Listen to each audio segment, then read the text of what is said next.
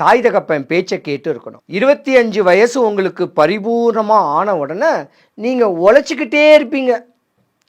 உங்களுடைய கணவனுக்கு, உங்களுக்கு பிறக்கிற குழந்தைகளுக்கு உழைச்சிக்கிட்டே இருக்கக்கூடிய தன்மை உங்களுக்கு உண்டு. இந்த மாத பலன் உழைச்சிக்கிட்டே இருக்கும் பொழுது உங்களுக்கும் உங்கள் மாமியாருக்கும் ஒரு சின்ன சின்ன சின்ன மிஸ் அண்டர்ஸ்டாண்டிங்லாம் வரும். அதையும் மீறி உங்கள் கணவனுக்காக நீங்கள் ஓடிக்கிட்டு இருப்பீங்க.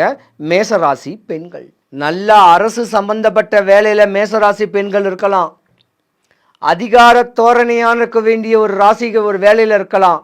இருந்திருந்தாலும் நீங்கள் சமூகத்தை விட்டு கொஞ்சம் வெளியே இருக்கணும்னு சொல்லி நீங்களும் உங்கள் கணவனும் வெளியே எங்கேயாவது தனி கொடுத்துன போகக்கூடிய தன்மை கூட உங்கள் ராசியில் வரும்.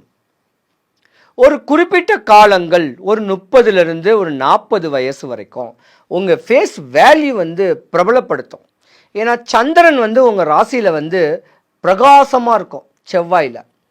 அந்த டைமில் உங்களுடைய முக மதிப்பு, உங்களுடைய வேல்யூலாம் கொஞ்சம் தெளிவாகக்கூடிய தன்மை இருக்குது. ஒரு 40 வயசில் பார்த்தீங்கன்னா மறுபடியும் நீங்கள் சொந்தமாக வீடு, நிலம், சொத்து சுகம்லாம் வாங்கிறதுக்கான தன்மைகள் உங்கள் ஜாதகத்தில் இருக்குது. 45 வயசுலேருந்து 55 வயசு உள்ள மேசராசி பெண்களுக்கு உடல் நலக்குறைவு ஏற்படுறதுக்கான வாய்ப்பு இந்த மாதம் வரும்.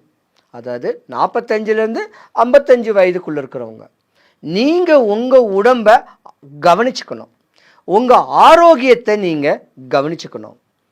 போதும் உழைச்சது எல்லாமே, உழைச்சி குடும்பத்துக்கு கொடுத்தது போதுன்னு சொல்கிறதோட உங்கள் ஆரோக்கியத்தை பார்க்குறது நல்லது.